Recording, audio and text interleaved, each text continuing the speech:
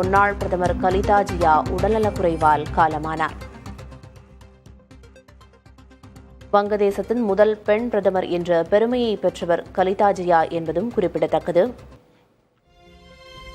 இதயம், நுரையீரல் தொற்று, கல்லீரல், சிறுநீரகம் பாதிப்பு, நீரிழிவு போன்ற பல்வேறு நோய் தொற்றுகளால் பாதிக்கப்பட்டு கலிதா ஜியா மருத்துவமனையில் தீவிர சிகிச்சை பிரிவில் அனுமதிக்கப்பட்டு சிகிச்சை பெற்று வந்த நிலையில் தற்போது காலமாகியிருக்கிறார். அது தொடர்பான அண்மை செய்தியை பார்த்து வருகிறோம்.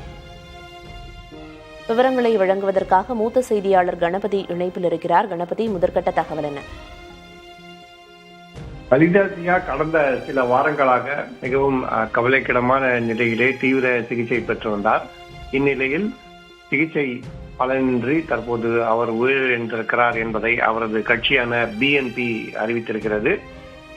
வங்கதேசத்திலே தேர்தல் நடைபெற உள்ள சூழலில் கலிதா ஜியா உயிரிழந்திருக்கிறார். ஷேக் ஹசீனா வங்கதேசத்தை விட்டு வெளியேறி இந்தியாவில் தஞ்சம் புகுந்துள்ள நிலையில் பிஎன்பி கட்சிதான் தேர்தலிலே வெற்றி பெற்று ஆட்சி அமைக்கும் என கருதப்படுகிறது. இத்தகைய சூழ்நிலையில்தான் கலிதா ஜியாவின் மகன் 17 வருடங்களுக்கு பிறகு வங்கதேசத்துக்கு திரும்பியிருக்கிறார். ஏனென்றால் கலிதா ஜியாவின் உடல்நிலை மிகவும் கவலைக்கிடமாக இருக்கிறது. அவரால் தேர்தலில் போட்டியிட முடியாது என்பதால் கட்சிக்கு தலைமை தாண்டி தேர்தலிலே போட்டியிடுவதற்காக கலிதா ஜியாவின் மகன் வங்கதேசத்துக்கு திரும்பியிருக்கிறார். இத்தகைய சூழ்நிலையில்தான் 80 வயதான கலிதா ஜியா உயிரிழந்திருக்கிறார் என்பதை அவரது கட்சி உறுதி செய்திருக்கிறது. ஆகவே வங்கதேசத்திலே ஏற்கனவே பல்வேறு அரசியல் குழப்பங்கள் நிலவி சட்டம் ஒழுங்கு பிரச்சனைகள் நீடிக்கும் நிலையிலே தற்போது கலிதா ஜியா காலமாகி இருக்கிறார்.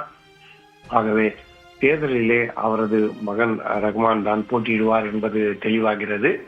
தேர்தல் தொடர்பான விவரங்களை தற்போது பிஎன்பி கட்சி கலிதா ஜியாவின் இறுதிச் சடங்குகளுக்கு பிறகு தீவிரமான நடவடிக்கைகளில் ஈடுபடும் என எதிர்பார்க்கப்படுகிறது. வங்கதேசத்தின் முதல் பெண் பிரதமர் என்ற பெருமையை பெற்ற கலிதா ஜியா காலமாகி இருக்கிறார். அது தொடர்பான பல்வேறு தகவல்களை சொன்னீங்க. ஏற்கனவே குறிப்பிட்டீங்க 17 ஆண்டுகளுக்கு பிறகு கலிதா ஜியாவின் மகன் நாடு திரும்பியிருக்கிறார் அப்படின்னு. இவரோட மறைவை தொடர்ந்து அவருக்கு முக்கிய பொறுப்புகள் கட்சியில வழங்கப்பட வாய்ப்பு இருக்கா? அது குறித்த தகவல் ஏதேனும் வெளியாகி இருக்கா கணபதி?